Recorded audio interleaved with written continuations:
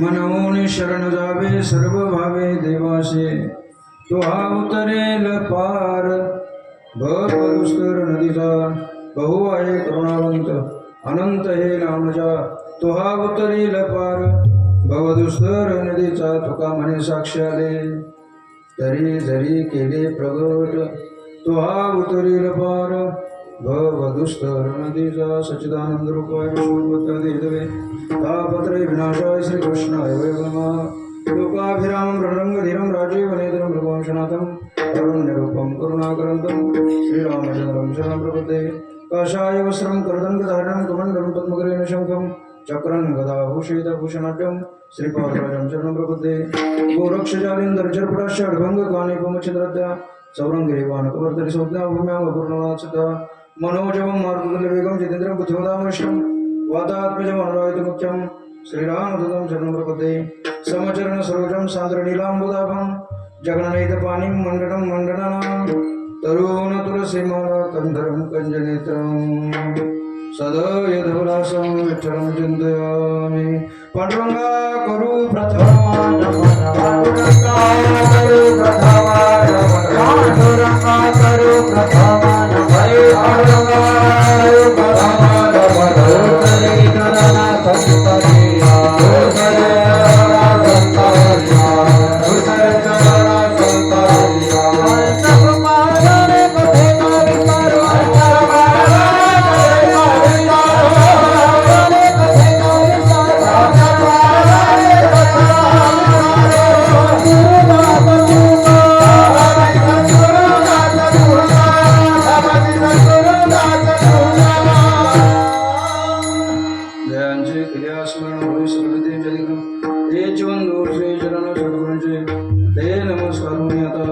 मस्तक हे पायावरी या वारकरी संतांच्या मनवून शरण जावे सर्व भावे देवाचे प्रस्तुत प्राप्त प्रसंगी अधिष्ठान अखिल कोट ब्रह्मांड नायक पांडुरंग परमात्मा श्री ज्ञानोबा श्री तुकोबा भगवान बजरंग बली आदिमाया शक्ती आणि तुम्ही सर्व सज्जन भावी सर्वांच्या सेवेकरता उपस्थित केला अभंग जगद्गुरु तुकोबरायांचा असून अभंगातील चारही चरणाचा प्रतिपाद्य विषय असा आहे जगद्गुरु तुकोबराय सांगतात म्हणवून शरण जावे। या अभंगाच्या सुरुवातीला म्हणवून शब्द आहे। म्हणून शब्द म्हणजे तुमच्या आमच्या सर्वसामान्याच्या भाषेत म्हणून। आता थोडं व्याकरणाचा ज्यांचा अभ्यास आहे त्यांना कळेल का म्हणून किंवा म्हणून हा शब्द कोणत्याही वाक्याच्या सुरुवातीला वापरला जात नाही। म्हणून कीर्तनाला आलो, सप्ताह चालू आहे म्हणून कीर्तनाला, पंगत पाहुण्याची आहे म्हणून आलो। म्हणून शब्द हा कोणत्याही वाक्याच्या सुरुवातीला वापरला जात नाही। पण आजच्या अभंगामध्ये जगद्गुरु तुकोबरायांनी म्हणून शब्दापासूनच अभंगाला सुरुवात केली। म्हणून आजचं कीर्तन म्हणूनच्या पुढचं कीर्तन नाही, म्हणूनच्या मागे काय आहे हे म्हणजे आजचं कीर्तन।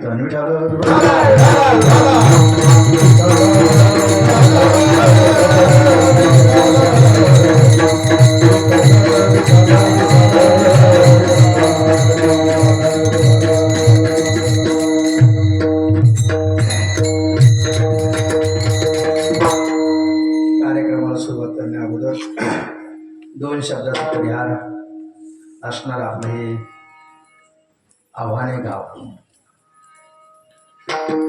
पावन गणपती किंवा जागृत गणपती महाराष्ट्रभर आपलं गावाचं नाव महाराष्ट्रभर सर्व महाराष्ट्राला माहीत आहे की आपल्या इथे झोपलेला गणपती महाराष्ट्रात मला वाटतं अजून कुठंच नाही ना, किंवा 1-2 ठिकाणी असेल, पण झोपलेला गणपती म्हणून आपल्या गावाचं नाव महाराष्ट्रभर प्रसिद्ध आहे. म्हणून असं असणार आपलं आव्हान गाव.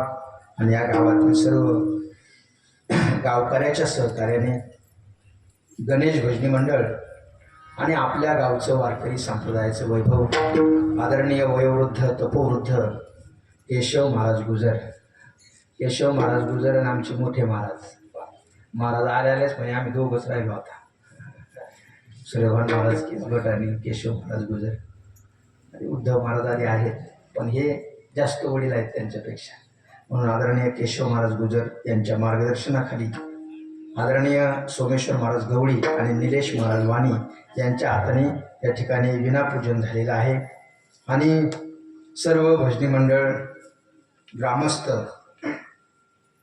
सर्वांच्या सहकार्याने हा सालाबादप्रमाणे चालू असलेला अखंड हरिनाम सप्ताह मला ज्यांनी कार्यक्रमाचं निमंत्रण दिलं ते आपल्याच गावचे हरिभक्तीपरायण मृदुंगाचार्य अशोक महाराज ओळगे. दिंडेवाडीत कार्यक्रमाला होते, त्यांनी तसे माझे कार्यक्रम भरपूर ऐकले, पण दिंडेवाडीचा कार्यक्रम ऐकल्यानंतर आणि मी तुमच्या गावामध्ये तसं तुमच्या गावापासून काही लांब नाही, आपण शिवभाऊच आहोत, पण कार्यक्रमाच्या निमित्ताने फक्त चतुर्थीला एक गणपती मंदिरामध्ये मी सेवा केली होती आणि त्याच्यानंतर दुसऱ्यांदा मी आव्हानामध्ये ही कीर्तनाची सेवा करतोय. म्हणून मला जरी परिचय नवीन असला तर बरेचसे मंडळी मला इथं ओळखीचे सुद्धा आहेत. आदरणीय आमचे भागवत महाराज या ठिकाणी उपस्थित आहेत, आदरणीय हरिभक्तीपरायण अशोक महाराज या ठिकाणी उपस्थित आहेत, हरिभक्तीपरायण नाना महाराज आहेत, देवीची वाडीला होते नाना महाराज आहेत, हरिभक्तीपरायण विकास महाराज आहेत, मृदुंगाचार्य हरिभक्तीपरायण नारायण महाराज आहेत, सुंदर आहेत, अशोक महाराज आहेत. चौकदार अशी आमची लई जुनी ओळख 2-3 ठिकाणी होते. चौकदार गावातले सगळे ज्येष्ठ श्रेष्ठ मंडळी, मला कोणाचा परिचय नाही, सर्व गुणवान मंडळी, विद्यार्थी. मला वाटतं बालसंस्कार शिबिर चालू आहे इथे मंदिरात, बारीक बारीक विद्यार्थी, तुम्ही गावातले ज्येष्ठ श्रेष्ठ मंडळी, कार्यक्रमाला याच्यामध्ये सहभागी असणारे गावातले सर्व मंडळी, सर्वांच्या चरणावर साष्टांग दंडवत आणि कार्यक्रमाला सुरुवात ठेवलं.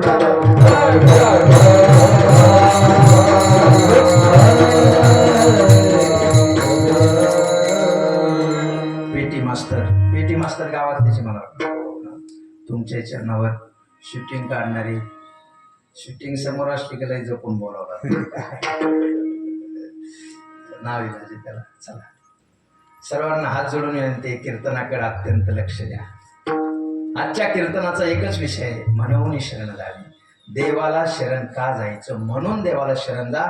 याच्या अगोदरचं कीर्तन म्हणजे आजचं कीर्तन. आणि फक्त आजच्या कीर्तनात 2च गोष्टी सांगणार आहे. माझं कीर्तन म्हणजे असं लय अवघड कीर्तन नसतं. अनुबंध चतुष्टय, साधन चतुष्टय, समाधी षटक, रज्जू सर्पाधार, तत्वमसी, अहम ब्रह्मास्मी वगैरे वगैरे वगैरे काही नाही. तत्वमसीच सांगणार, सोहम कोमची भाषा सांगणार, सोहम सांगणार, पण तूच आहे हे मराठीत सांगणार. आणि म्हणून तुम्हाला फक्त 2 गोष्टी सांगणार. तुम्ही म्हणता मग 10 हजार बंद करतो काय काय, एक गोष्ट 1.5 तासाची, पण 11च्या पुढे नाही जाणार. 11 वाजेपर्यंत फक्त 2च गोष्टी सांगणार आहे. आणि कीर्तनाकडे लक्ष द्या, देवाला शरण का जायचं, म्हणून देवाला शरण जा, इथपर्यंत आपल्याला यायचंय. आणि हे सांगत असताना आज मी तुम्हाला प्रकृतीचा फक्त एक नियम सांगणार आहे. आणि तो नियम असा आहे का तुम्ही कुणीही व्यक्ती असो, तो माळकरी असो अथवा नसो, कोणताही व्यक्ती असो, तो जीवनामध्ये जे काम करील त्या कामाचा त्याला 100% मोबदला मिळणार म्हणजे मिळणार. मग भलं तो चांगलं काम करू व चुकीचं काम. म्हणजे प्रकृतीचा नियम, जसं बाजरी पेरली तर बाजरीच उगवते, गहू पेरली तर गहूच उगवतात. हा प्रकृतीचा एक नियम सांगणार आहे. जीवनामध्ये जर चुकीचं काम झालं तर त्याचा परिणाम काय होतो आणि चांगलं काम केलं तर परिणाम काय होतो, 2 उदाहरणं सांगणार आहे. आणि 2ही उदाहरणं म्हणून शरण जावे इथपर्यंत आणणार आहे. लक्ष द्या. आणि उदाहरण तुमचे आमचे इकडे तिकडे का घसराया तयार केलेले नाही, ते ज्ञानोबा तुकोबाने सांगितलंच नाही, त्यांना मान्य नाही. उदाहरण क्रमांक 1, मोठं उदाहरण सांगणार आणि ग्रंथातलं सांगणार आणि तुमच्या ओळखीचं सांगणार, असं काही नवीन नाही. तुम्हाला एक व्यक्ती माहीत आहे, 1 मिनिट महाभारतात मध्ये जाऊ, आणि त्या व्यक्तीचं नाव आहे द्रोणाचार्य. द्रोणाचार्य सगळ्याला माहित आहे ना. द्रोणाचार्य हे पांडवांचे गुरु होते. त्यांचा एक मुलगा असा होता मंडळी, तो 7 चिरंजीवापैकी एक होता. त्याचं नाव, आता चुकीचं काम आम्ही सांगतो कारण चूक सांगावं लागते म्हणून बरोबर कळत. पण ते अश्वत्थाम्याकडून एक चूक झाली मंडळी. काय चूक झाली आता ते महाभारत आहे, माफ करा. आता ते तशा पद्धतीने सांगावं लागतं, माझा काय तो विषय नाही, पण ते त्या पद्धतीनेच सांगावं लागतं. तो विरोधकाला जाऊन मिळाला. म्हणजे कोणासंग मैत्री केली? दुर्योधनासंग. किती मैत्री केली हो? पार पाण्याच्या घोटाला सुद्धा दुर्योधनाला सोडित नव्हता, इतकी मैत्री केली. तुम्हाला माहिती आहे उदाहरण, मधला विषय नाही सांगत. पार भगवान परमात्म्याने दुर्योधनाच्या मांडीलाच गदा हाणली. मांडीलाच गदा का हाणली? कारण त्याने कामकृतीने द्रौपदीला मांडीवर बसलं होतं म्हणून तिची मांडी झाली. बाजरी पेरली का बाजरी जोगवती ध्यानात. दुर्योधनाच्या मांडीला गदा हाणली आणि दुर्योधन मरण अवस्थेत पडला मंडळी. आता 5-2 मिनिटात दुर्योधन जाणार आणि तिथं अश्वत्थामा गेला. दुर्योधना म्हणे लयच वाईट झाले म्हणे, मग काय करतो बरोबर का विरोधक. आता ही महाभारत आहे, तुम्ही डोक्यात घ्या. म्हणे दुर्योधना लयच वाईट झालं. कोण म्हणतोय? विरोधक. म्हणे मग काय करतो? काय नाही, मला असं वाटतं सूडच घ्यावा. कोणाचा? आपल्याच लोकांचा. पांडवाचा म्हणजे आपल्याच लोकांचा. विरोधकाचा किती विश्वास होता देवावर, ऐका मंडळी. दुर्योधन पडल्या पडल्या म्हणे अश्वत्थामा हे मनात सुद्धा आणू नको. पांडवाचा सूड घ्यायचा मनात सुद्धा आणू नको, कारण ज्याच्या बाजूने देव आहे त्याच्या बाजूने विश्व जरी एका बाजूने झालं तर त्याचं कोणीच काही बिघडू शकत नाही. पांडवाच्या बाजूने देव नाही, पांडवाच्या घरी देव आहे. द्वारकेचा राणा पांडवा घरी,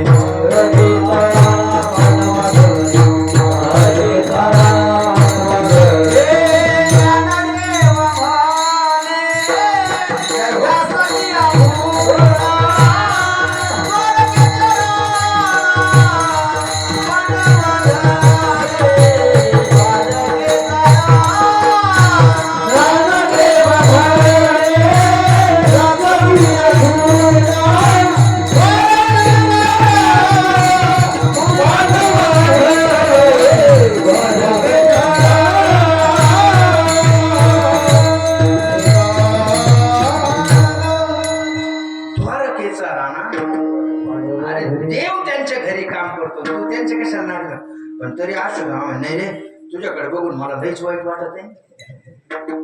मग दुर्योधन म्हणे तुला लईच वाईट वाटत तर लाव डोकं. मग एकदा 2दा 3दा समजून सांगायचं काम असतं, वडिलाचं काम असतं. माधुवारी ते त्या रस्त्याने जाऊ नये, त्याला आपला रस्ता आहे का?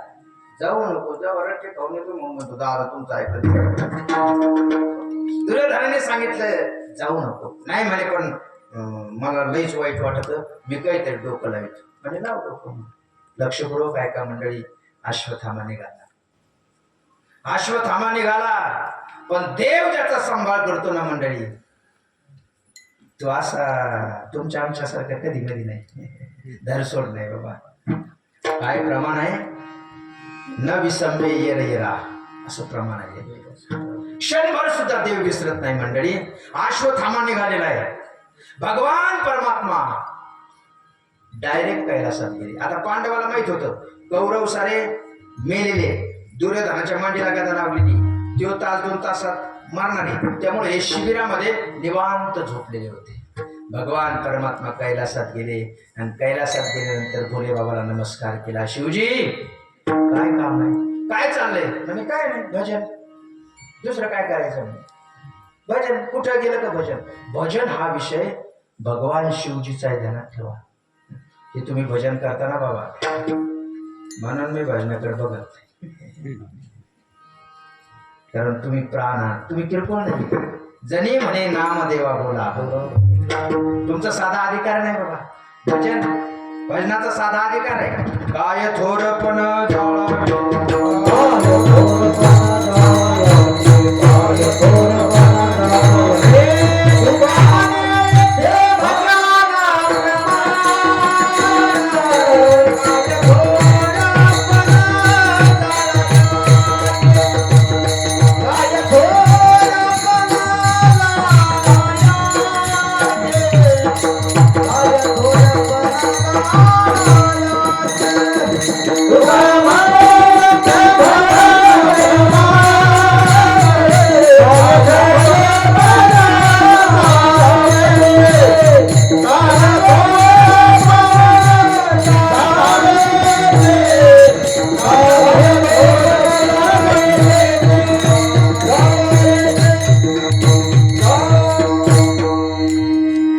असं एखादा मोठा माणूस काय करायचा?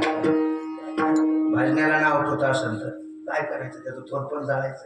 अरे या भजनामध्ये काय ताकद आहे सांगू की 5 मिनिटात सांगतो. म्हणजे वारकरी संप्रदायातले एक संत, की ज्या संताला वारकरी संप्रदायात अत्यंत अत्यंत अत्यंत त्रास झाला मंडळी, आणि त्या साधूचं नाव आहे चोखोबाराय. भजना मंडळ 5 मिनिटं घेतो. चोखोबाराय का? अस्पृश्य. अस्पृश्य काय काम करत होते चोखोबाराय? चौदा ढोरे वळीत होती. एक अजून सरपण फोडत होते. सरपण फोडत होते मंडळी. सरपण फोडता फोडता एक दिवस, आपण त्याला धलपी म्हणतो, हा धलपीच ना, धपली म्हणतो ते. एक ती धपली उडाली आणि पायाला लागली. रक्ताची झार चिळकंडीच उडली, आणि नेमकं रक्ताची चिळकंडी उडण्याचा टाइम, आणि रस्त्याने मुलगा चालला होता. कोणाचा? चोखोबारायाचा. अख्ख्या अष्टादश संतांमध्ये सर्वात भाग्यवान जर मुलगा असेल तर चोखोबारायाचा मुलगा आहे मंडळी. कारण तो जन्माला आल्याबरोबर जन्मतानाच विठ्ठल विठ्ठल म्हणत होता. उपजता कर्म मेळा, वाचे विठ्ठल सावळा.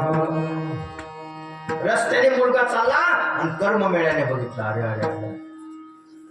घरी गेला, आईला सांगितलं, आई चोखोबारायाच्या पत्नीचं नाव होतं सोयराबाई. आई दादाच्या पायाला लागले, दवाखान्यात नेऊ का? घरी तर येऊ दे. दिवसभर सरपण फोडायचं, आणि त्या सरपण फोडल्याचा मोबदला काय होता माहितीये? 4 शिळ्या भाकरी आणि डेरा भरता. हे संतांचं चरित्र आहे म्हणजे. दिवस मावळला, खांद्यावरचं उपरणं पायाला बांधलं, आणि पायाला बांधून लंगडत लंगडत घरी आली. सोयराबाई आली, धनी पोरग म्हणतोय दवाखान्यात नेऊ का? इकडे बोलू ना त्याला. कर्ममेळा जवळ आला मंडळी. चोखोबारायाने तर सदरा होता का नाही मला माहित नाही, हात उचलला आणि सरसर कर्ममेळ्याच्या कानामागे दिली. अरे दिवसभर लोकांचं सरपण फोडतो, आणि दिवसभर सरपण फोडल्याचा मोबदला म्हणून 4 शिळ्या भाकरी आणि डेराभर ताक आणतो. दवाखान्यात न्यायला पैसे काय चोऱ्या करून आणशील काय? विठ्ठल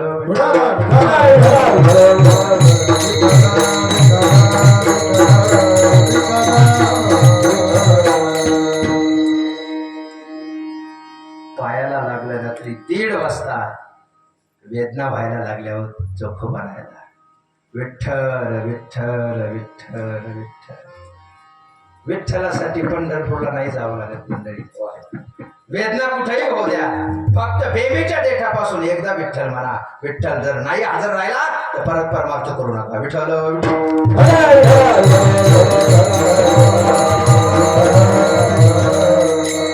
1:30 वाजता विठ्ठलाने विटेवरून सोडी टाकली.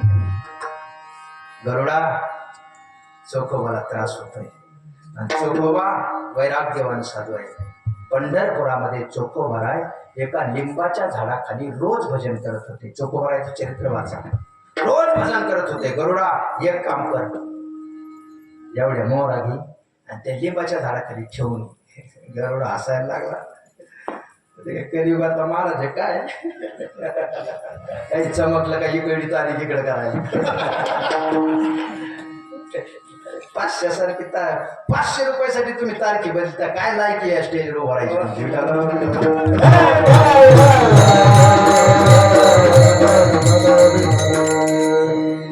गरुडाने सांगितलं मला विनोदाला येते तर का तुमचं जर म्हणणं असलं तर सांगा.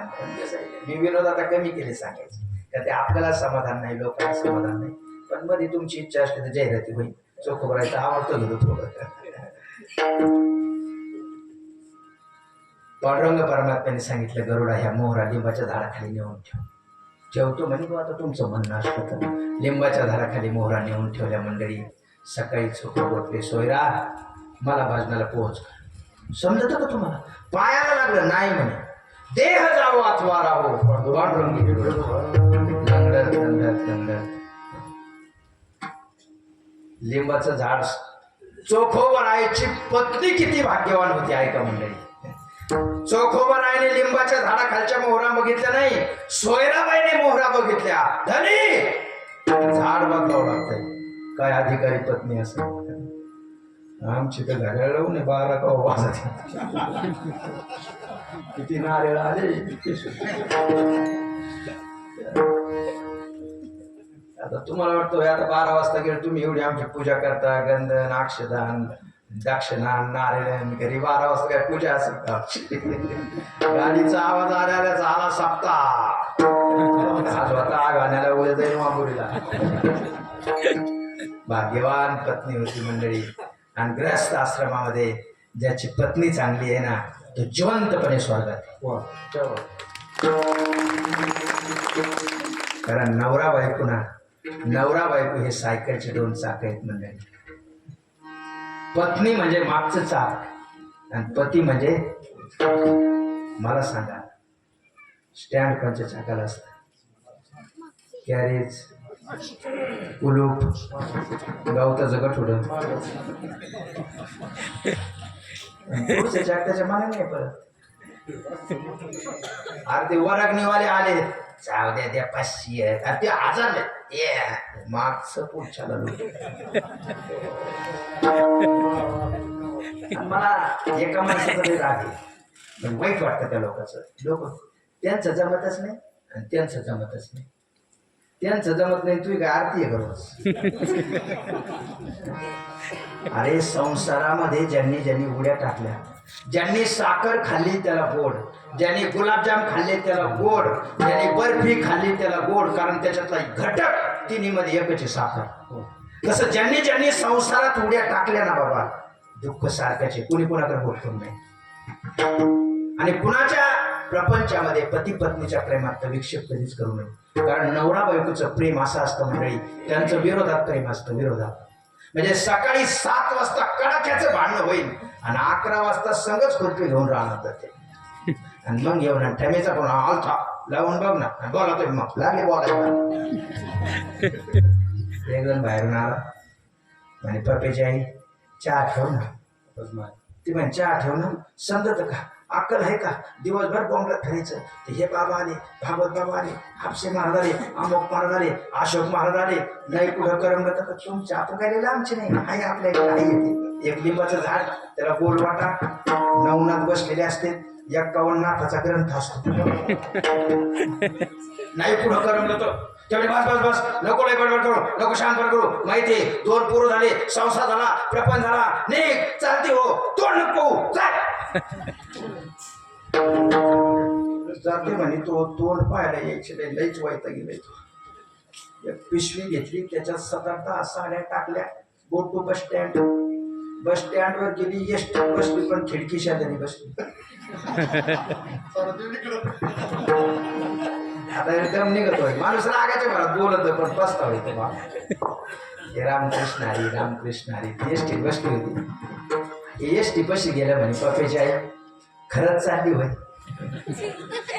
पप्पेच्या आईने तर डोळ्यातच पाणी आणलं. पप्पेचे बाप सांदेला पिठाचा डबा आहे म्हणे, त्याच्यातच साखरेचा डबा आहे. तुम्ही चुली पुढं कधी काही केलं नाही.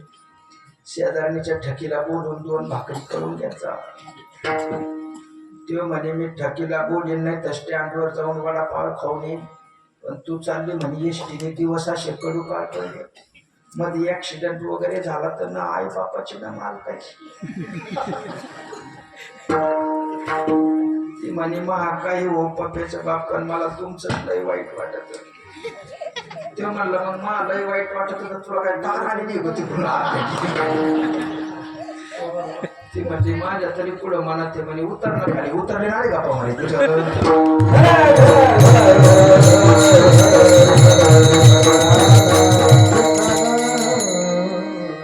जाहिराती बसला तो म्हणून त्या क्रिया सोयराबाईने बघितलं धनी या झाडाखाली भजन नाही करायचं झाडच सोडून दिलं म्हणजे परिणाम चोखोबाराने भजन बंद केलं चोखोबाच्या चरित्रातलं सांगतो बघ का गप्पा नाही सांगत चोखोबाराने भजन बंद केलं तर ते लिंबाचं झाडच वाढून गेलं 7-8 दिवसांनी गरुडाने बघितलं म्हणे देवा मावरा तर तशाच पण झाडच वाढून गेलं गरुडाने भगवान परमात्म्याला घेतलं त्या लिंबाच्या झाडापाशी पण रंग परमात्म्याने विचारला अरे बाबा तू एवढं कशाचं टेन्शन घेतलं त्यावेळेस ते लिंबाचं झाड बोलायला लागलं मंडळी देवा अरे माझ्या खाली बसून एक अधिकार संपन्न साधू तुझं भजन करीत होता त्यामुळे मी प्रफुल्लित होतो आज तो साधू माझ्याकडे येत नाही म्हणून मी स्वतःच मला जाणून घेतला पण रंग परमात्म्याने हात वर केला आणि परत तो लिंब प्रफुल्लित केला आणि त्याला सांगितलं आजपासून तू चोख्याचा लिंब म्हणून पंढरपुरात प्रसिद्ध होशील विठ्ठल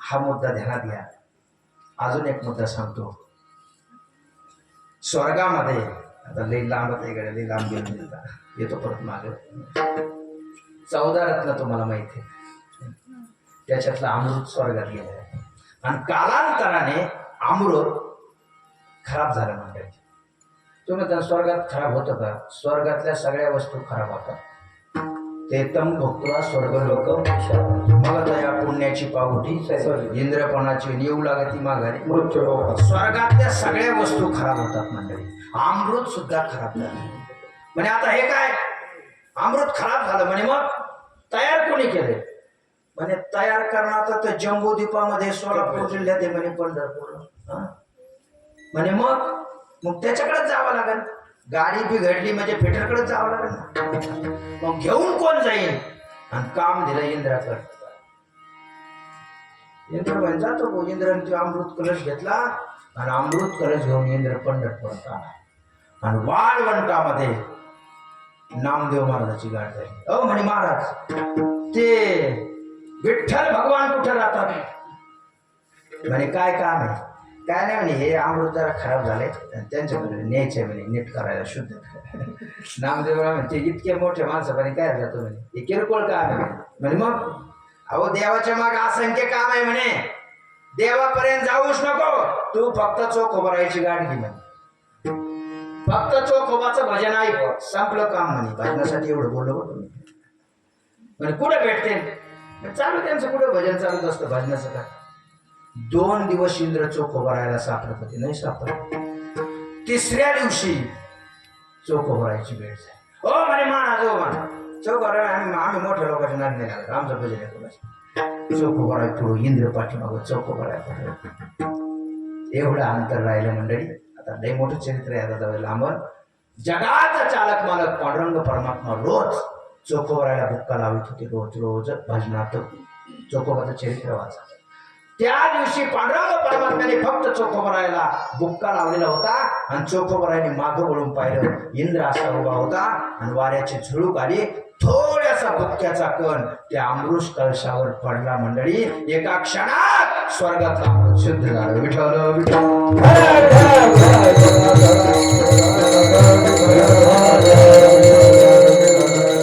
एवढी भजन करणाऱ्याच्या अंगात ताकद असते भजनी मंडळाचं सांगतो एवढं भजन करणाऱ्याच्या अंगात ताकद असती आणि एवढी भजनात ताकद असती ही ताकद तुम्हा आम्हाला माहिती आहे सोडून द्या पण भगवान भोले बाबाला माहित होतं का भजनात ही ताकद आहे म्हणून स्वतः भगवान शिवजी भजन करत होते भजन करी भजन करी भजन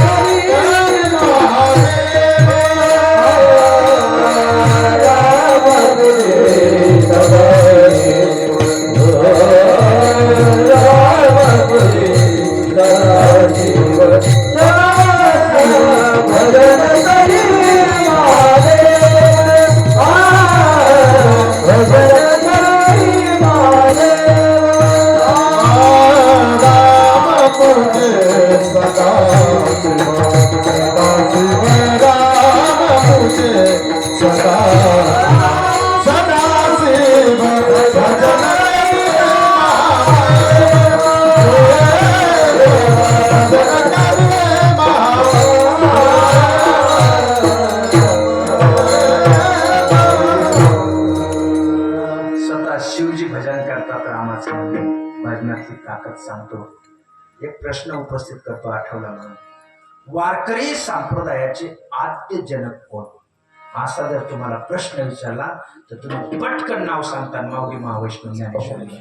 माझे मनाची आवडी पंढरपुराणी नगरी. ऐका मंडळी, माऊलीच्याही अगोदर पंढरपूरला जावं आणि अनेक लोकांना घेऊन पंढरपूरला जावं ही पहिली संकल्पना जर कुणाची असेल तर त्या अधिकार संपन्न भगवंताचं नाव आहे भगवान शिव. वा वा वा. आणि शिरोमणी महाराज. आणि वारकरी संप्रदायात तुम्ही वैष्णव असाल आणि तुम्ही जर शंकराला मानत नसाल तर तुमचं तोंड सुद्धा बघू नये असं एकनाथ महाराज. वा प्रमाण असलं काय अर्थ. शिवजी आदिनाथ गुरु सकल पंढरपूरला अनेक लोकांना घेऊन जावं. बरं, शिवजीने काय माणसं नव्हते नेले. भगवान शिवजीच्या जवळचे माणसं कोण? भूत. बरोबर सांगा, भूत जर दिंडीत नेले तर दिंडीत भूत समजा भूत दिंडीत नेले. भूत हरिपाठाला हजर असतात का?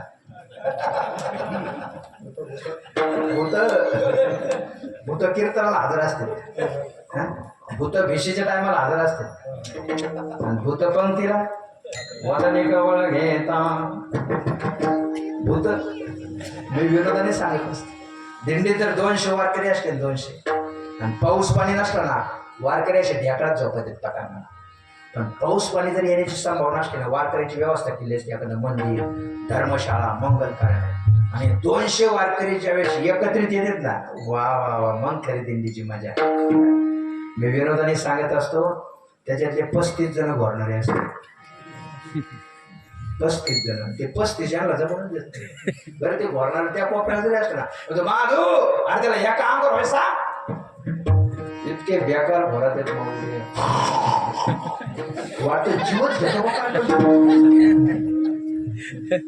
ज्याच्या मुखात एकही दात नाही ना ते कशी भरमरी.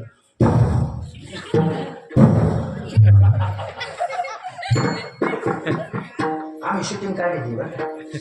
काही लोक झोपेत बोलत आहेत. खरंय खोटं आहे. आमचं एक म्हातारा होतं, आता नाही ते बोलायचं अर्धा तास समजतच नाही पोराला कळतच नाही. आणि सुंबाईला म्हणलो होतं आवरून असं काही बोलत येत अर्धा तास गप्पाच म्हणते. असंच जालना साईडला कीर्तनाला गेलो आणि जागर काला होता आणि ते म्हणजे माझा आता जागर आहे काला जवळचे 7-8 किलोमीटर. मग चला मुक्का मला म्हणलं चला. गेलो रानात. त्याचा बांगला होता मोठा. म्हणजे महाराज हे बघा बांगला आहे, इथं हॉल आहे, इकडं किचन आहे, इकडं आमची फॅमिली झोपते, आपण इथं हॉलमध्ये झोपू, इथं टॉयलेट बाथरूम अटॅच आहे. म्हणलं चालेल. म्हणे दिवाण आहे याच्यावर तुम्ही झोपा, मी खाली झोपतो. म्हणलं चालेल. म्हणजे लाईट बंद करायचा चालू ठेवायचा मोठा बल्ब. म्हणजे काही मला काही तसा त्रास नाही म्हणजे लाईटचा. त्यांनी मोठा बल्ब बंद केला, 0 बल्ब चालू केला. बरं गडी माझ्यापेक्षा डबल टिबल. आणि आमचं असं असतं कीर्तन संपल्यावर आम्हाला झोप नाही येत. कसं काय कीर्तन झालं, कोण कोण कलाकार होते, माणसं किती होती, आवडला असं का नाही, पापड किती असं जो बी सुनील असं आणि ते पहिले बरोबर घोडायला लागलं. ठर 5 मिनिटं झाली, 10 मिनिटं झाली, मी जागच ना. आणि मला म्हणे उतर खाली. मला अरे म्हणे उतर ना खाली. मी गडबड उशी घेतली रे मला वाटा मोठा. ती उशीर घेतली त्याच्यापासून लांब करून पडलो. परत 5 मिनिटं झाले, 10 मिनिटं झाली.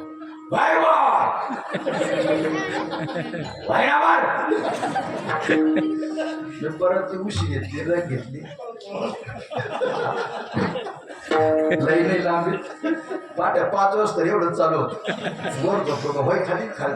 मी 5 वाजताच उठलो होते. हो म्हटलं मामा आंघोळीची व्यवस्था होईल का? म्हणजे मला लई लवकर. म्हटलं माझा काकड्याचा नियम आहे. आता डोमला अर्धा काकडा पाटा नाही राहिला. आता हिटर वगैरे लावलं, पाणी तापू दिलं, मी आंघोळ केली, माझा नित्यनेम केला. पण मला काही दम पडलं. म्हटलं मामा ते आम्ही रात्री झोपलो होतो ते कोण होते? म्हणे महाराज आपला भाऊच येतो. काय झालं? अहो काय म्हणलं तुमचा भाऊराव रात्रभर झोपून दिलं नाही तुमच्या भाऊ. म्हणजे काय झालं महाराज? अहो म्हणलं वर झोपलं का उतर खाली खाली झोपलं भाई भाई. म्हणजे महाराज त्याचं काय म्हणून घेता ते कंडक्टर आहे.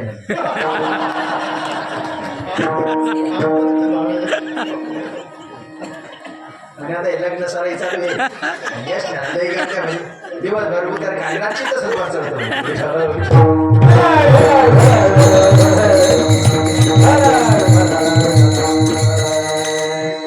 जाहिरात संपली मूळ मुद्द्याकडे या मी विषय सोडणार नाही अभंग सोडणार नाही हा म्हणजे ज्यांना श्रवण करायचं ते पण नाराज होणार नाही या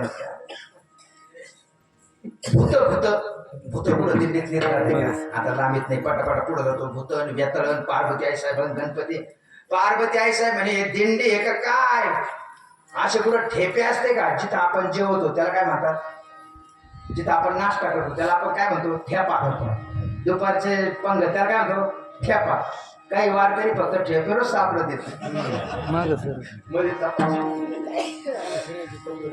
पार्वती आई साहेबांनी सांगितलं असे कुठं ठेपे 45 किलोमीटर आपण दमले म्हणे मला इथंच राहायचं शिवजीने सांगितलं तुम्ही इथंच थांबा पार्वती आई साहेब ज्या ठिकाणी थांबल्या त्याला पद्मावती नावाचं स्थळ पंढरपूर नंदीवर बसले भोले बाबा नंदी म्हणे भोले बाबा ही गर्दी चेंगरूनच मरतील म्हणे माझ्या पायाखाली कितीतरी थांब म्हणे तू इथंच थांब महाराष्ट्रामध्ये मारुती रायाच्या मंदिरासमोर नंदी कुठंच नाही फक्त पंढरपुरात मारुती रायाच्या मंदिरात गणपती बाप्पा गर्दी पप्पा पप्पा म्हणे तू इथं बस मी येतो दर्शन करू अगोदर दर्शन गणपती बाप्पाचं आणि मग पांडुरंग परमात्म्याचं पांडुरंग परमात्म्याने रुक्मिणी आई साहेबाला सांगितलं हायकोर्ट आले पाठीमागे जा शिवजी आले विठ्ठला पांडुरंगा वारकऱ्याची व्यवस्था कुठे कुठेही रावटी कुठेही मठ सांगितलं ज्या दिवशी तुम्ही कैलास सोडलं त्याच दिवशी तुमची राहण्याची व्यवस्था केली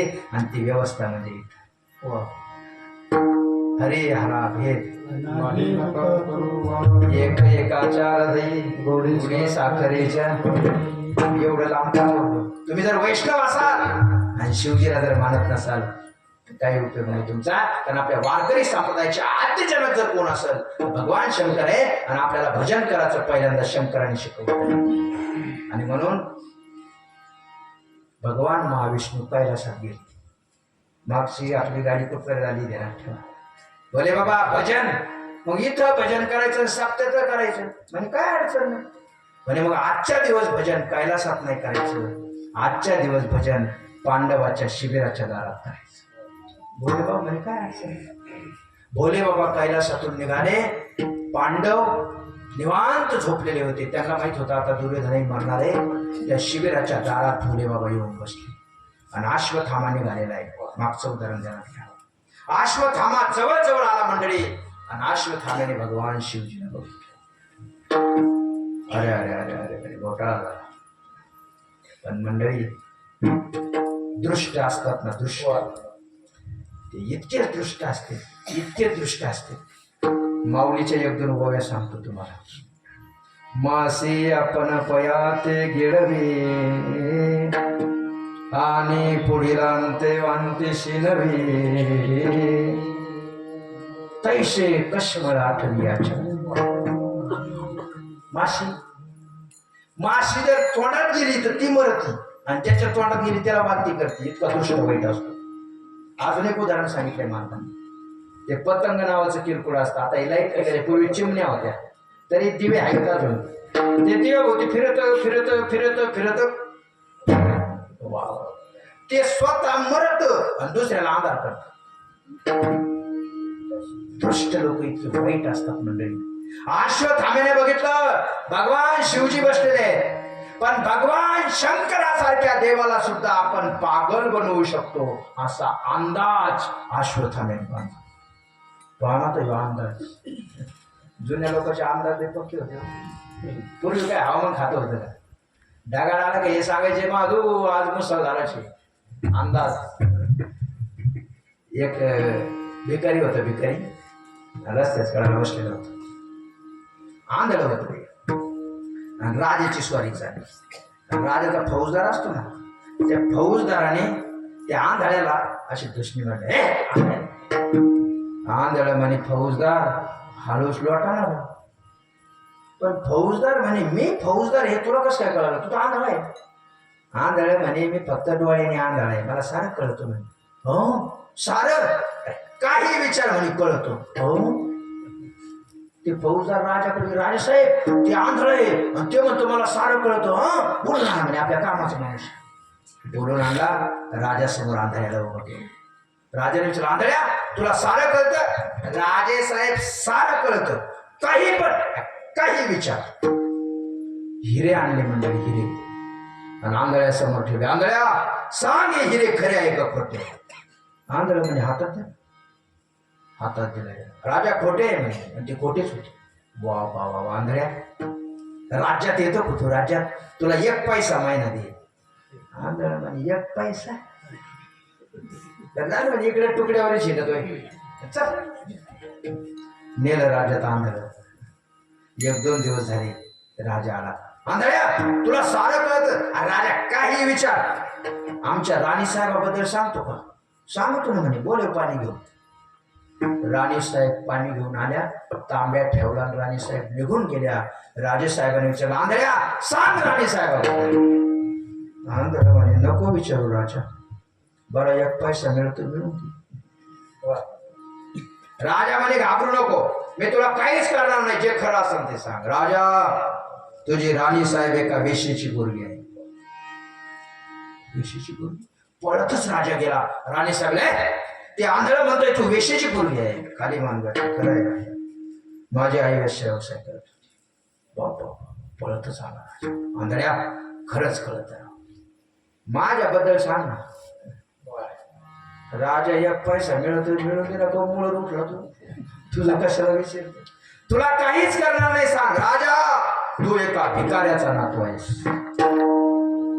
पळतच राजा गेला आणि वडिलाचे पाय धरले. दादा आंधळा म्हणतोय भिकाऱ्याचा नातू.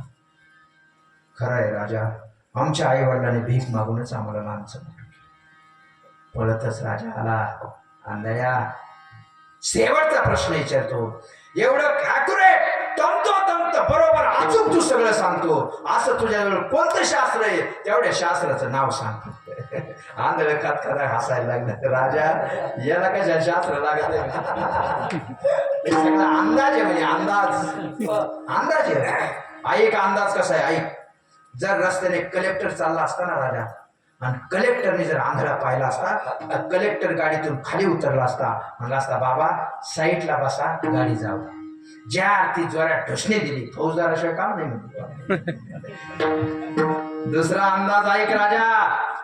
ओरिजिनल हिरे जड असतात वजनाला, आणि डुप्लिकेट हिरे थोडे हलके असतात. ते हलके होते म्हणजे डुप्लिकेट हिरे. तिसरा अंदाज ऐक राजा. कुलवान स्त्री, आणि जर पाहुणे आली एखादी कुलवान स्त्री घरातून जर पाणी घेऊन आली तर तिच्या पायाचा सुद्धा आवाज येत नाही, कधी पाणी आणून दिलं गेली. तुझी राणी येताना दन दन दन दन म्हणलं ही वेशीची पोरगी असते. आणि शेवटचा अंदाज ऐक राजा. माझ्यासारखा एवढा विद्वान अचूक तंतोतंत गोष्टी सांगणारा माणूस जर तुझ्यासारख्या राजाला मिळाला असता तर तुझ्यासारख्या राजाने 10-5 गाव इनाम दिला असता. पण तो 1 पैसा महिना चालू केला, याच्या अर्थी तुझा आजा नक्कीच भिकारी असला पाहिजे.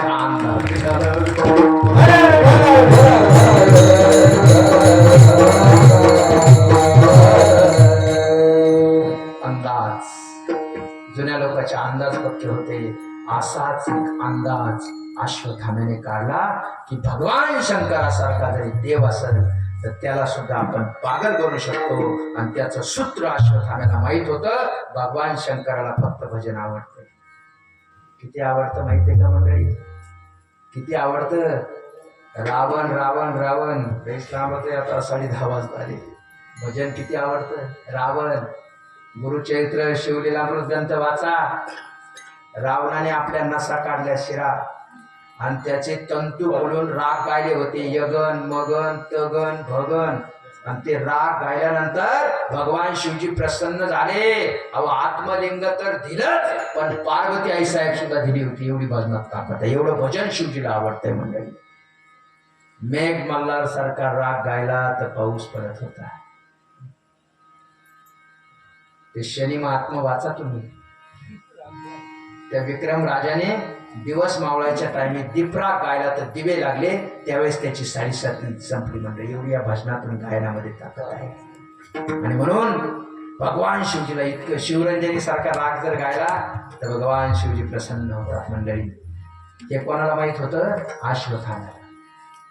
शंकरासारखा देव असला तरी पागल बनू शकतो. बोलले ना गायक भागवत महाराज अमृत चांगले गायन करतात. आणि झालं ना भजन सुरू. इतकं भाऊ काय भजनामध्ये आनंद तर तोंडाने काय सांगावं. पंढरपूरला एकदा दिंडीत भजन रंगात आले बाबा, नाही या आनंदाशी जोडा असो ऐसा कोठे हीच विधी. पण एक गोष्ट ध्यानात ठेवा, भजन जर जास्त रंगात आलं तर भजनाने सावध राहिलं पाहिजे. कारण दिंडीत जर जास्त भजन रंगात आला रामकृष्ण हरी तेवढ्यात आळला उठत अरे गेला गेला म्हणजे कोण गेला म्हणजे खिसा गेला. कारण हे दुष्ट प्रवृत्तीचे लोक ना तुमच्या संधीचा फायदा घेण्यासाठी जवळच ठेवून असतात. भगवान शिवजी भजनानंदामध्ये आनंदात तल्लीन झाले, देहावर नाही. आणि याचा फायदा अश्वत्थाम्याने घेतला आणि अश्वत्थाम्याने शिबिरात प्रवेश केला. पांडव निवांत झोपलेले होते. पांडवाला मुलं, महाभारताचं उदाहरण आहे तुम्हाला माहित असेल. पांडवाला मुलं झालेले होते, 5 मुलं झालेली होती मंडळी. या अश्वत्थाम्याने ते पोरं उचलले नाही, नुसते त्यांचे मुंडके कापले मंडळी. आपला विषय जवळ आलाय, लक्षात घ्या. त्या पांडवाच्या मुलाचे मुंडके कापले, रथात टाकले आणि जिथं दुर्योधन पडलेला होता तिथं गेला. दुर्योधना आनंदाने जीव सोड. दुर्योधन काय झालं? मारून आलो म्हणे पांडव. पण ऐका, तरी दुर्योधनाला विश्वास नाही रे अश्वत्थामा. उठून बसवलं दुर्योधनाला. ते पांडवाचे मुलाचे मुंडके दुर्योधनाच्या मांडीवर ठेवले. बघ आता ते पांडवाचेच पोरं होते, ते पांडवासारखे दिसत होते. तरी दुर्योधनाला विश्वास नाही आला. अश्वत्थामा नाही. दगड आण म्हणे, एक दगड. अश्वत्थामाने दगड आणून दिला आणि दुर्योधनाने नकुल सहदेवाची शिरा हातात घेतली. अश्वत्थामा यांचं काय काम होतं तुला माहिती? तुम्ही म्हणले नाही. नकुल सहदेवाचं काम होतं घोड्याची परीक्षा करणं. बरं ते परीक्षा कशी करत होते? घोड्याच्या खुराला डोकं आणत होते. खूर फुटत होतं पण यांच्या डोक्याला काही होत नव्हतं, एवढे निवार डोके होते. अश्वत्थामा हे डोके दगडावर आदळल्यानंतर दगडाचे तुकडे व्हायला पाहिजे, तर हे नकुल सहदेव. अहो ते आदळल्याचे डोकेच फुटून गेले. नाही. शेवटी भीमाचं डोकं घेतलं. भीम हा वज्रदेव होता. अश्वत्थामा भीमाचं डोकं दगडावर टाकल्यानंतर दगडाचे तुकडे व्हायला पाहिजे, तर भीम. अहो ते भीमाचं डोकं आदळलं, डोकंच फुटलं. दुर्योधनाने सांगितलं अश्वत्थामा हे पांडवाचे डोके नाही. आणि मग अश्वत्थामा असं लागला, दुर्योधना खरं सांगू, तू आनंदाने जीव सोडावा म्हणून मी पांडवाचे पोर मारणार. काय म्हटलं असं दुर्योधन म्हणजे? अश्वत्थामा चांगलं नाही केलं. अश्वत्थामा माणसाचा कट्टर हाडवैरी जरी असला तर त्याचे लेकर कधीच मारायचे नसते. अश्वत्थामा तू जरी द्रोणाचार्याचा मुलगा असला आणि 7 चिरंजीवापैकी एक असला तर पांडवाचे बारीक लेकर मारले ते पाप तुझ्या बापाला सुद्धा सुट्टी देणार नाही. त्याच क्षणाला अश्वत्थाम्याच्या डोक्यातून रक्त आणि पू व्हायला लागला. म्हणजे अश्वत्थामा आज आता या क्षणाला जिवंत आहे. आणि तो अश्वत्थामा देवाकडे रोज प्रार्थना करतो, देवा मला मरण येऊ दे. पण त्याला मरण येत नाही कारण तो चिरंजीव आहे. आणि पांडवाचे बारीक मारलेले लेकर त्याचं पाप द्रोणाचार्यासारख्याचा मुलगा आणि 7 चिरंजीवापैकी एक असणारा अश्वत्थाम्यासारखा आज आता या क्षणाला भोगतोय. मंडळी विठ्ठल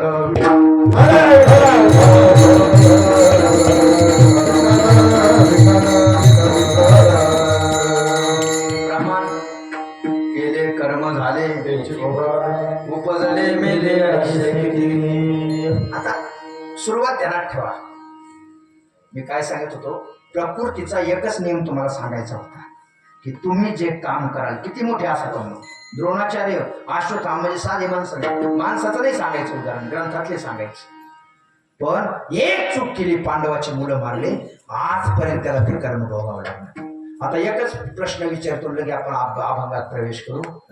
प्रश्न असा आहे, मी पहिल्यापासून बोलत आलो, बाजरी फिरली तर बाजरीच उगवते. तुम्ही जर चुकीचं काम केलं तर तुम्हाला ते भोगावंच लागेल. पण मला एक सांगा, या विश्वामध्ये अशी एखादी ताकद आहे का? मनवणी शरण जावे या अभंगावर तुम्ही लाख दीड लाख कीर्तन ऐकले असतील, पण आजचं नवीन एक घेऊन जा. या विश्वामध्ये अशी एखादी ताकद आहे का ती तुमच्या कपाळावरची कर्माची रेषा पुसवू शकते? अशी एखादी ताकद आहे का? असेल तर सांगा. हरे कृपे त्याचा नाश झाला, हरे कृपे त्याचा नाश झाला, हरे कृपे त्याचा नाश झाला. एका जनार्दनी भोग प्रारंभाचा, जनार्दनी भोग प्रारंभाचा, एका जनार्दनी भोग प्रारंभाचा, एका जनार्दनी भोग प्रारंभाचा. हरे कृपे त्याचा नाश झाला, हरे कृपे त्याचा नाश झाला.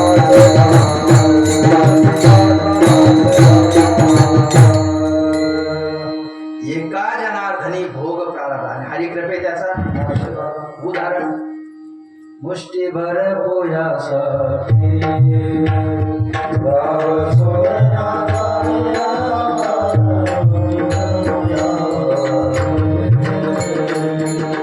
विठोबाचा धर्म जागो, त्याचे चरणी रस मारो, विठोबाचा धर्म जागो.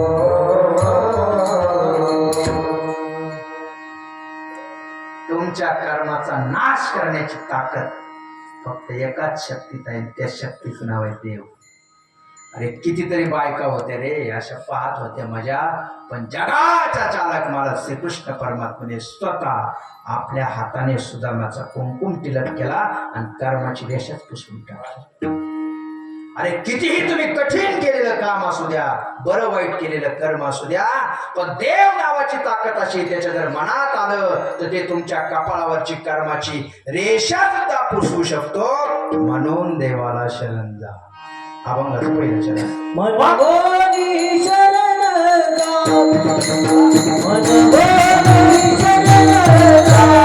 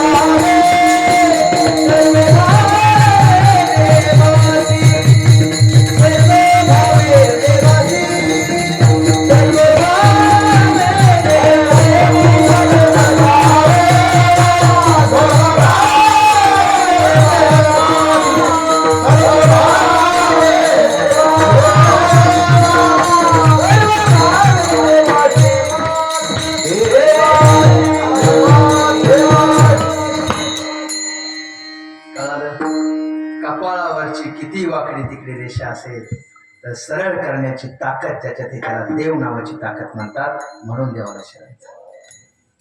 उदाहरण एक संपलं, एक तास अर्धा तास राहिला, पण एक 10 मिनिटामध्ये अजून एक उदाहरण सांगतो. हे मी चुकीचं काम सांगितलं, अश्वत्थाम्याने चुकीचं काम केलं, त्याचा परिणाम. आता चांगलं काम जर तुम्ही केलं तर काय होतं ऐका. आणि परत मनोनी शरण जा इथं जायचं आपल्याला, मुद्दा ध्यानात ठेवा. अभंग विषय सोडून लांब नाही जायचं. तुमच्या जीवनात तुम्ही जर चांगलं काम केलं तर परिणाम काय होतो, मी जे उदाहरण सांगणार आहे ते उदाहरण तुम्ही कुठेही ऐकलेलं नसेल. एका अधिकार संपन्न उत्तर प्रदेशच्या साधूच्या मुखातून मी ते उदाहरण ऐकलेले आहे, तुमच्या समोर सांगतो. चांगलं काम सांगतो.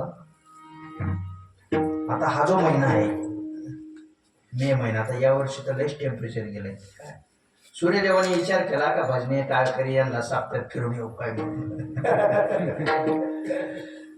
ऐका मंडळी, एप्रिल मे महिना आता लक्ष द्या, एवढंच उदाहरण, हे उदाहरण घेऊन जावे, याचा उपयोग तुम्हाला खूप खूप तुमच्या ग्रस्त आश्रमी जीवनासाठी होईल. एप्रिल मे महिन्यामध्ये एक तरुण मुलगा, लग्न झालेलं नव्हतं आणि असा तरुण मुलगा, आणि त्याला एक छंद होता. आता पोराला छंद आहेत ना, आता तुमच्या पोराला काय माहित नाही, पण आमचं तर कीर्तनात आलं तरी मोबाईल घेऊनच बसलेलं आहे. मोबाईल हा छंद जास्त आहे पोरांना, काय मोबाईल. पण त्या तरुण मुलाला एक छंद होता मंडळी, आणि एक वाक्य बोलून जातो. आई वडिलाची सुद्धा आता लई मोठी जबाबदारी मंडळी. येथ वडील जे जे करती. आपण सुद्धा मुलांच्या समोर, एक शिक्षक होते आणि शाळेत यायचे, आणि शाळेत आले, उन्हाळा दिवस, कपडे काढायचे, शर्ट कुटीला अटकायचे आणि टेबलवर झोपायचे, करा अभ्यास. आता जर असा शर्ट काढून टेबलवर शिक्षक झोपले, आणि नेमकं इन्स्पेक्शनला शिक्षण अधिकारी आले, आणि शिक्षण अधिकारी आले तसेच यांच्या वर्गात हे टेबलवर झोपले. शिक्षण अधिकाऱ्याला पाहिल्याबरोबर हे टेबलवर उभा राहिले, "मोनो, याला भरगड्या म्हणतात." अहो, शिक्षण अधिकारी त्याला मुख्याध्यापक केलं.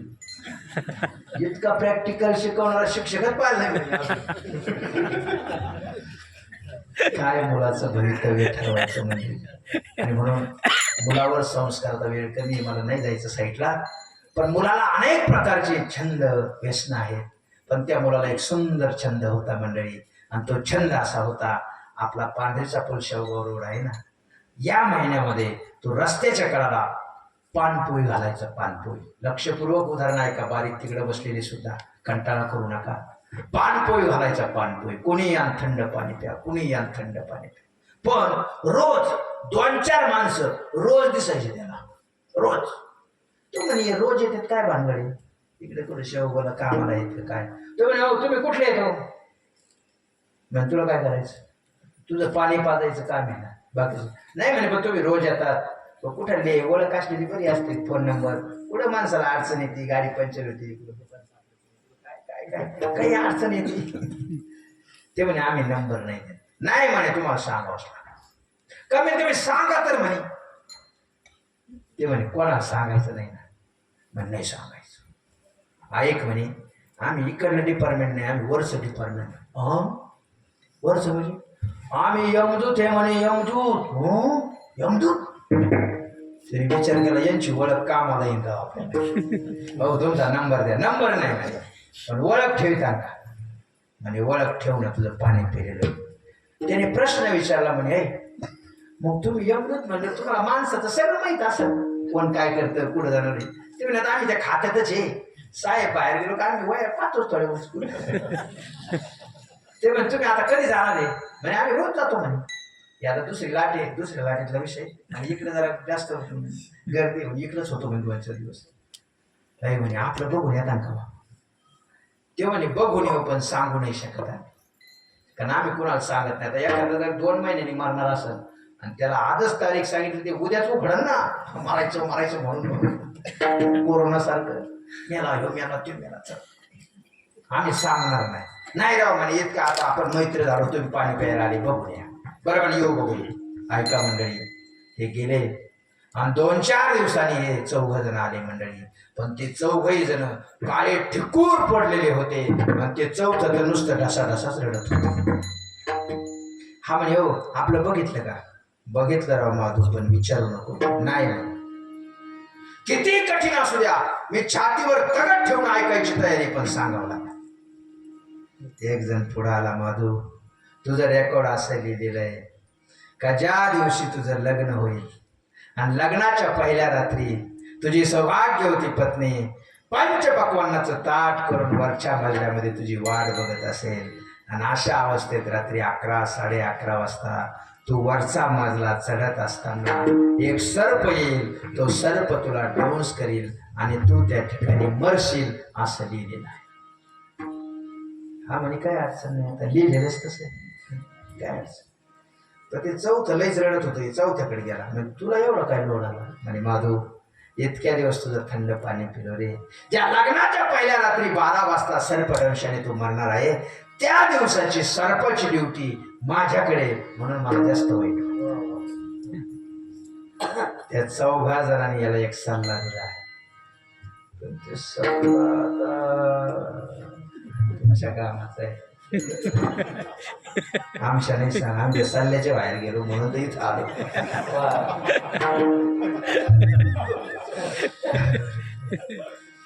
त्याने सल्ला दिला त्याला एक, काय माधू, तुला जर जगायचं असेल, वाक्य ध्यानात ठेव, पण आपण ध्यानात ठेवून काय उपयोग घ्यायचा. तुला जर जगायचं असेल तर होता होईन तेवढा लग्नाला विरोध कर. कारण जोपर्यंत लग्न होत नाही तोपर्यंत तुला काय होत. आता किती दिवस हो मग लोक लय हुशार असते तो, त्यांनी अभ्यास असतो ज्याचा त्याचा स्पेशलिस्ट अभ्यास असतो. महिना 2 महिन्यात गुंतीव लागले म्हणून त्याचा मधला विषय नाही सांगत वेळी अभावी. लग्न झालं मंडळी, आणि लग्न झाल्यानंतर सौभाग्यवती पत्नी दुसऱ्या मजल्यावर लग्नाची पहिली रात्र आहे. पतिदेव येणार आहे, पंचपक्वान्नाचं ताट तयार आहे. आता पतिदेव येणार आहे म्हणून वाट बघते. याने सगळा उरकला दिवसभरचं काम. 11 वाजले, 11:15, 11:30 वाजले, आणि दुसऱ्या मजल्यावर चढत असताना 2 पायऱ्या चढला आणि सर्प दिसला. याने ओळखलं, त्याने याला ओळखलं. याने सांगितलं, भाऊ तुझं काम तू करून घ्या. त्यावेळेस तो सर्प मित्र बोलायला लागला, माधू तुझं खूप थंड पाणी पिलो रे बऱ्याच दिवस. मी तुला आता एक मदत करू शकतो. ती मदत अशी का तुझी मरणाची वेळ 12ची आहे आणि आता 11:30 वाजलेले. आता जर मी तुला डाऊन्स केला तर अर्धा तास तुला तडफडावा लागणार आहे. त्यापेक्षा 12ला 1 मिनिट कमी असताना मी तुला डाऊन्स करील, म्हणजे तुला जास्त त्रास होणार नाही. पण या दोघाच्या गप्पा त्या बाईने ऐकल्या मंडळीवर. बाबा बाबा केसच तोडायला लागली. ती तोंड काय खोपसायला लागली. लग्नाचं पहिले रात्र आणि पहिल्या रात्री दुर्दैव ढसा ढसा ढसा ढसा. आता हे म्हणले अर्धा तास काय करायचं, आणि बरं गप्पा मारायचं. आता त्या अर्ध्या तासात काय घडलं मंडळी लक्षपूर्वक आहे का. त्याच पलीकडे एका गल्लीमध्ये एक वयस्कर बाबा, मुलबाळ नव्हतं, एकुलती एक मुलगी होती, डिलेव्हरीला आली. आणि मुलगी डिलेव्हरीला आल्यानंतर 4-5च्या सुमारास मुलीची डिलेव्हरी झाली. आणि रात्री 11 वाजता त्या पोरीच्या पोटात आग पडली. दादा पोटात आग पडली, खायला दे. दादा म्हणे आता काय खायला देऊ. सांगितलं मला खायला दे. सांगितलं 11:30 वाजले, काही कर पण खायला दे. शेवटचा पर्याय पोरीने सांगितलं, दादा मला खायला दिलं नाही तर हे झालेलं लेकरू खाई. मग मात्र म्हातारं तटकन उठलं, गल्लीत गेलं, म्हणत होतं, अरे हाय कोई, अरे हाय कोई, माझ्या मुलीच्या पोटात आग पडलेले कोणी खायला देतं का. 11:30 वाजता कोण जागं होतं. एकच मुलगी जागी होती का जिला माहित होतं 12 वाजता सर्पदंशाने आपला पती मरणार आहे आणि त्याच्यासाठी पंचपक्वान्नाचं ताट तयार होतं. त्या मुलीने जो 1 मिनिट विचार केला, माणूस म्हणून जन्माला आलेल्या प्रत्येक माणसाने जीवनात असा एकदा तरी विचार करावा. तिने विचार केला की 12 वाजता पती सर्पदंशाने मरणार आहे, त्याच्यासाठी पंचपक्वान्नाचं ताट केलेलं आहे. तो मेल्यानंतर या अन्नाचं काय होईल. हे कुठेतरी गटारे तिकडे देण्याच्याकडे कोण लक्ष द्यायचं. म्हणून या अन्नाचा सदुपयोग करावा. आपलं दुःख बाजूला ठेवून ताट उचललं, पलीकडच्या दरवाजातून उतरली आणि 11:15 वाजता त्या म्हाताऱ्याला ते अन्न नेऊन दिलं. म्हातारा म्हणे कोण आहे, नाव नाही सांगितलं, पळून गेली. त्या म्हाताऱ्याने 11:15 वाजता मुलीला ताट आणलं. मुलीने विचारलं, दादा कोणी दिलं. काय माहित नाही, पण जसं काही नवीन लग्न झालेली मुलगीच होती, तिने दिलं. अन्न खाल्लं मंडळी. आशीर्वाद नावाची वस्तू कोणी माणूस देत नाही. त्या मुलीने ते अन्न खाल्लं, आत्मा संतुष्ट झाला आणि संतुष्ट आत्म्यातून आवाज आला, दादा रात्री 11, 11:30, 11:15 वाजता माझ्या पोटात आग पडली. शेवटी मी पोटच्या मुलाला खाण्याची तयारी दर्शवली. अशा अवस्थेत कोण सौभाग्यवती आहे, तिने अन्न देऊन माझा आत्मा संतुष्ट केला. तिचं सौभाग्य चंद्र सूर्य आहे तोपर्यंत अखंड राहते, अखंड राहते. 12 वाजले मंडळी. 100 डौस मारले सर्पाने, काहीच झालं नाही. यमदूत तर गडबडून गेला, म्हणजे अजून एक पेशंट केलं. 1:30 वाजता यमधर्माकडे. यमधर्म म्हणजे आपल्या काय हातात नाही. 2 वाजता भगवंताकडे गेले. सांगितलं असं का झालं. देवानं सांगितलं, अरे बाबा जो समाजामध्ये चांगलं काम करतो, पुण्याचं काम करतो, परोपकाराचं काम करतो, मी सुद्धा त्याचं बिघडू शकत नाही. म्हणून समाजात जो चांगलं काम करतो त्याचं देव सुद्धा काही बिघडू शकत नाही. म्हणून देवाला शरण जा. विठोबा जय